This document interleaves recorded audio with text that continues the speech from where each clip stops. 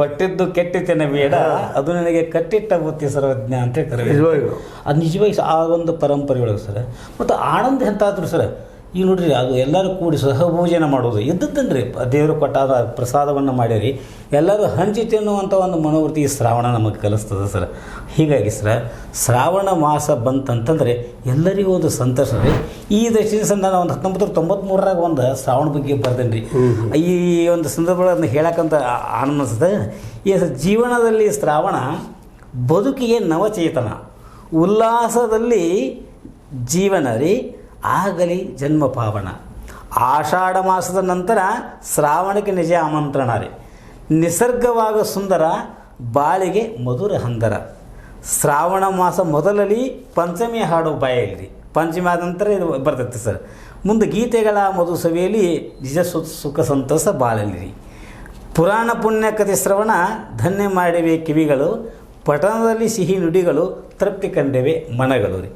ಎಲ್ಲಿಂದ ಬಂತಿ ಜೀವನ ಮತ್ತೆಲ್ಲಿಗೆ ಪಲಾಯನ, ಶ್ರೀಗುರು ವಚನ ಶ್ರವಣ ಮನನ ಮಾಡಲಿ ಜನ್ಮ ಪಾವನ ಅಂತ ಒಂದು ಕವನ ಬರೆದಿದೆ ಸರ್. ಅಂದ್ರೆ ಸರ್, ಶ್ರಾವಣ ಮಾಸದೊಳಗೆ ರೀ ಸಾಧ್ಯ ತಮ್ಮ ಜೀವನವನ್ನು ಪಾವನ ಮಾಡ್ಕೋಬೇಕು ಅನ್ನುವಂಥ ನೀವು ಹೇಳಿದಂಗೆ ರೀ ಸರ್, ಎಲ್ಲರಿಗೂ ಒಂಥರ ಇದೆ. ಅದೇನೋ ಒಂದು ಶ್ರಾವಣ ಮಾಸದ ನೆಪ ರೀ.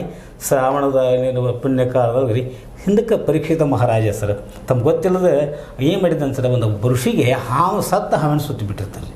ಸುತ್ತಿದ ನಂತರ ಅವ್ನು ಹೋಗಿಬಿಡ್ತಾನೆ, ಗೊತ್ತಾಗಿಲ್ಲ. ನಂತರ ಅವ್ರ ಮಗ ಬಂದು ಏನು ಮಾಡ್ತಾನೆ ಅಂದ್ರೆ, ನನ್ನ ತಂದೆಗೆ ಯಾರು ಇದು ಮಾಡ್ಯಾರ ಇದೇ ಸತ್ತ ಹಾವನಿಂದನೇ ಅವಾಗ 7 ದಿವಸ ಕಡ್ದು ಸಾವನ್ನಪ್ಪಲಿದ್ದು ಶಾಪ್ ಕೊಡ್ತಾರೆ. ಆವಾಗ ಇವ್ರು ಎಚ್ಚೆತ್ತು ಬಿಡ್ತಾರೆ ರೀ. ಅವ್ರು ಇಷ್ಟಾದ್ರೆ ಮುನಿ ಹೃದಯ ಸರ್ ವಿಶಾಲ ರೀ. ಅಪ್ಪ ನೀ ಏನು ತಪ್ಪು ಮಾಡಿದಿ, ಯಾಕಂದ್ರೆ ಅವ್ನು ನಮ್ಮ ರಾಜ ಬದುಕಿದ್ರೆ ನಾವೆಲ್ಲ ಬದುಕವ್ರು, ಅದಕ್ಕಾಗಿ ನೀವು ತಪ್ಪು ಮಾಡಿದಿ, ಏನು ಮಾಡಬೇಕಪ್ಪ ಕುಲ್ರಿ, ಏನಿಲ್ಲ ನೀನು ಅವನ ಹತ್ತಿರ ಹೋಗು.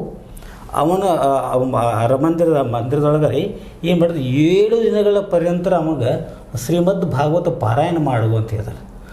ಆಗಲಿಯಪ್ಪ ಅಂತ ಹೋಗಿ ರಾಜನೂ ಭಾಳ ವಿಚಲಿತ ಇರ್ಬೇಕು. ಯಾಕಂದ್ರೆ ಮಣಿಗಳ ಶಾಪ ಬೆಳೆಯಂಗಿಲ್ಲ ನೋಡ್ರಿ, ಹುಟ್ಟಿದ್ದಂತೂ ಸಾಯಬೇಕು ರೀ, ಅವ್ರ ಶಾಪ ನೆಪ ಆದ್ರೆ.